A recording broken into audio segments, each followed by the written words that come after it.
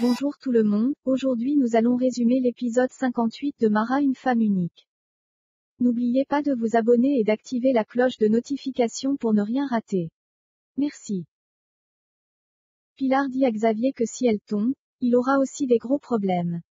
Xavier lui dit que c'est comme une boîte à Pandore. Pilar lui répond qu'elle en a aussi pensé. Pilar lui demande pourquoi elle a tatoué Luis Miguel, ce dernier lui répond qu'il a ses raisons. Xavier lui demande s'il croit que c'est par hasard qu'elle a su que Luis Miguel était toujours en vie. Il lui parle des indices qu'elle a trouvés. Xavier lui demande de se taire sinon, ça ira mal pour elle. Il s'en va, Pilar est très énervée. Xavier aperçoit l'inspecteur Camacho et Georges en bas de chez Pilar. Georges et l'inspecteur rendent visite à Pilar. Cette dernière leur demande s'ils sont venus l'arrêter parce qu'elle aurait brûlé les feux. Il lui demande d'arrêter avec ses blagues. Georges lui raconte qu'il les avait suivis, quand elles étaient allées retrouver les ravisseurs. Pilar reçoit un appel de Xavier. Ce dernier lui dit qu'il a vu son ex-mari et l'inspecteur monter chez elle. Il lui demande si elle veut jouer avec lui, puis la met en garde. Pilar raconte à Georges et l'inspecteur que c'est vrai ce que dit Georges. L'inspecteur lui demande des informations. Elle leur dit qu'elle n'en a pas, et demande à Georges s'il n'a pas vu les ravisseurs mourir. L'inspecteur lui dit qu'elle n'aurait pas dû aller seule. Pilar lui répond qu'elle le lui avait dit mais il n'a pas voulu croire en elle. Georges et l'inspecteur lui demandent de leur faire signe, si elle a du nouveau. Pilar dit à Julieta qu'elle ne sait pas comment faire pour empêcher Xavier de parler à Luis Miguel. Pilar essaie de joindre son fils. Luis Miguel attend Mara, son téléphone sonne, il rejette l'appel. Luis Miguel dit à Mara qu'il l'a attendu pendant plusieurs heures. Mara lui répond qu'elle ne savait pas qu'il allait venir puis ajoute qu'elle avait des courses à faire. Luis Miguel lui dit qu'il a une question à lui poser. Mara lui répond que si c'est concernant l'armoire à médicaments, ça ne sert pas. Elle lui demande s'il doute toujours d'elle. Luis Miguel lui répond non, c'est au sujet de Tomé. Il lui demande s'ils se sont fréquentés ou ils sont juste amis. Mara lui demande s'il veut encore l'accuser. Elle lui dit qu'elle l'a fréquenté, mais quand elle a su qu'il était en vie, elle a tout de suite arrêté. Luis Miguel lui dit qu'il était en train de culpabiliser à cause de ce qui s'est passé, il lui dit encore que tous les jours, elle lui parle de son amour. Mara lui dit qu'elle ressent toujours cet amour pour lui, elle lui dit encore qu'elle voulait mourir parce qu'il n'était plus là, elle ajoute que rien n'avait plus de sens. Luis Miguel lui dit que ça lui est vite passé. Mara lui demande comment il peut le lui reprocher. Elle lui dit que la douleur physique qu'elle ressentait s'est estompée avec le temps. Elle lui raconte qu'elle gardait les mémoires, les souvenirs, et elle pensait qu'il aimerait la voir heureuse. Luis Miguel lui demande et maintenant. Mara lui dit qu'il est son mari, et que tout a changé. Luis Miguel lui parle de son histoire, son retour par miracle, voyage en Angola, il lui dit que ce n'était qu'un mensonge. Mara lui répond qu'elle ne lui a jamais menti. Luis Miguel lui demande comment elle croit qu'il se sent. Il lui dit qu'il n'a pas de passé, tout le monde lui ment. Il se méfie de tout le monde, même d'elle. Il lui dit que c'était la seule personne à qui il pouvait faire confiance. Luis Miguel demande à Mara de réfléchir à ce qu'elle fera, puis ajoute qu'il fera de même. Il lui informe qu'il ira habiter chez son père pour un moment. Neuza rejoint Mara, cette dernière lui annonce que Luis Miguel s'en va vivre chez son père. Luis Miguel sort avec son sac, Neuza lui lance un regard. Luis Miguel lui dit qu'il n'est pas le méchant de l'histoire, puis s'en va. Mara pleure, elle pense à leur mariage. Elle dit à Neuza qu'elle non plus n'est pas la méchante de l'histoire. Leandro raconte à Benedicta et Rafaela qu'il veut aider Mara. Il se demande si personne n'a vu un inconnu dans la salle d'infirmerie. Rafaela lui dit qu'il y avait beaucoup de blessés le jour en question. Rafaela parle mal à Leandro, ce dernier lui demande si elle lui parle comme ça à cause de Marco. Il lui dit ensuite que Soraya et Telmo sont les parents de Marco. Rafaela lui dit que les parents qui n'ont pas les moyens de s'occuper de leur fils, elle n'appelle pas ça parents. Benedicta part de la table, elle leur dit qu'elle n'a pas à écouter ça. Benedicta se rend chez Nono. Elena l'ouvre, puis lui dit qu'elle ne veut pas la voir. Benedicta lui dit qu'elle veut lui parler de Simao. Elena la laisse rentrer. Benedicta lui dit que Simao la réclame. Elle lui demande ensuite pourquoi elle ne rend pas visite à son fils. Elena lui dit qu'elle ira après.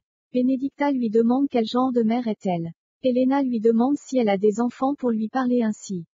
Benedicta lui dit qu'elle n'en a pas, mais elle est pédiatre. Elle ajoute qu'elle voit suffisamment d'enfants pour savoir s'ils sont bien traités. Elena lui demande de ne pas la juger vu qu'elle n'en a pas. Elena raconte à Benedicta que Nono l'aime toujours. Elle lui dit que le jour où Simao est tombé, il s'était disputé à son sujet. Elle avait pris une double dose des cachets qui l'aident à se calmer. Elle s'était endormie, et c'est pourquoi Simao était tombé. Benedicta lui demande où était Nono. Elle lui dit qu'il était parti. Elena demande à Benedicta si elle croit en elle. Benedicta emmène Elena voir son fils, cette dernière lui dit que si Nono apprend qu'elle est sortie de la maison elle aura des problèmes. Benedicta lui dit que rien n'arrivera. Elena et Benedicta entrent dans la salle, elle trouve Nono. Il lui demande ce qu'elle fait là. Il lui demande ensuite de rentrer. Elena lui dit qu'elle est fatiguée d'être enfermée. Nono lui demande de ne pas parler ainsi, sinon on croirait autre chose. Elena lui demande d'arrêter de mentir.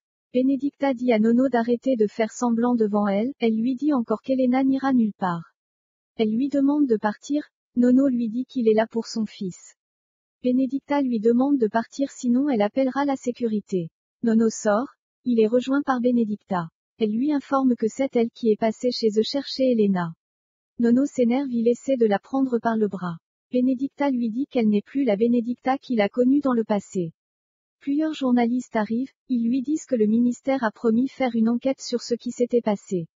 Ils lui demandent si c'est lui le responsable, parce que sa femme a dit qu'il était conscient de son état. Nono les frappe, il est vite mis dehors par la sécurité. L'inspecteur Vicente demande à Isabelle et Bino, s'ils n'ont pas constaté quelque chose de bizarre. Isabelle lui raconte que dernièrement Jean était bizarre. Bino lui dit que Jean était le garde du corps de Leila. L'inspecteur s'en va poser des questions à Leila, elle lui dit qu'elle ne l'a connu que peu de temps. L'inspecteur informe à Norberto, Arsenio et Luena que les ravisseurs de Luis Miguel ont été tués de sang-froid. Mais ils ne connaissent pas le tueur. Leila pleure Jean. Les hommes de main de Xavier se demandent s'ils doivent jeter le corps. L'autre homme se rend dans la maison où ils retiennent Jean. Tomé et Rui disent qu'ils n'ont rien des caméras de surveillance, et que la personne qui l'a couvert est celle qui a laissé l'armoire ouverte. Ils rentrent dans la salle d'infirmerie, et regardent l'armoire à médicaments qui n'a pas été défoncée. Il conclut que la personne avait les doubles. Tomé ramasse les clés sur le sol, il le montre à Rui. Tomé se rend dans le bureau de son père, il lui montre la clé qu'il a trouvée. Ce dernier lui raconte qu'ils ont bien fouillé cette salle. Tomé lui dit que peut-être qu'ils l'ont mal fait. Son père lui dit à son tour que peut-être que c'est lui qui l'a mise là-bas pour essayer d'aider Mara. Tomé demande à son père pourquoi il se comporte ainsi avec Mara. Il lui répond qu'il veut lui éviter des problèmes. Tomé appelle Mara, cette dernière refuse de répondre, Tomé lui envoie un message. Mara le lit. Kandimba montre la surprise à Johanna. Ils lui ont organisé une fête. Rui demande à Tomé s'il a pu joindre Mara, ce dernier lui répond que non, elle ne décrochait pas, mais il lui a quand même laissé un message. Et normalement elle devrait venir. Pilar et Julieta arrivent à l'hôpital, Julieta lui demande si elle croit vraiment que Xavier parlera à Luis Miguel. Pilar lui répond que oui, Xavier lui dira que c'est elle qui est derrière la balle qu'il a reçue, Julieta lui demande si elle a un plan pour le contrer. Elle lui dit qu'elles sont des femmes débrouillardes. Elles sont espionnées par Georges et l'inspecteur Camacho. Pilar et Julieta se demandent où est Xavier, Julieta lui dit que peut-être qu'il ne viendra plus. Elle lui répond que Xavier n'est pas du genre à faire des menaces dans le vent. Georges dit à l'inspecteur que Pilar va les emmener au ravisseur. Mara rejoint Tomé, elle lui dit qu'elle a reçu son message, puis lui demande les explications. Tomé lui informe qu'il a trouvé une clé dans la salle d'infirmerie, il lui parle aussi des caméras qui ont été recouvertes. Mara lui dit donc ça confirme qu'elle avait raison. Tomé lui demande de se rappeler de ce jour, peut-être qu'elle a pu voir quelqu'un d'étrange. Mara essaie de s'en rappeler, elle lui dit qu'il y avait trop de monde. Mara lui demande de ne plus s'en mêler, il pourrait avoir des problèmes. Tomé lui dit qu'il veut l'aider en tant qu'ami. Il lui demande ensuite si c'est trop lui demander. Johanna est toujours dans son monde. Elle ne réagit à rien. Luis Miguel reçoit un message. Il quitte la fête, Pilar et Julieta le constatent. Ensuite Xavier passe devant elle. Elles se demandent ce qu'elles vont faire, puis soudain Georges et l'inspecteur Camacho arrivent.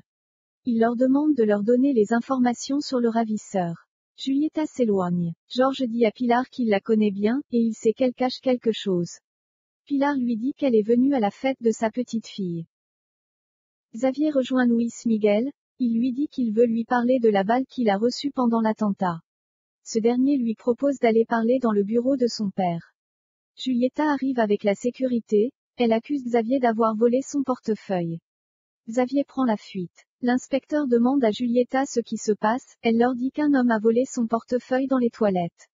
Elle leur dit encore que c'est sûr il voulait voler Luis Miguel. Mara demande à Tomé ce qui se passe à l'hôpital, il lui informe qu'il y a une fête qui a été organisée pour Johanna. Elle lui demande si Johanna a pu dire quelque chose. Il lui répond non, puis lui demande de s'y rendre peut-être qu'en la voyant, elle parlera. Luis Miguel les regarde.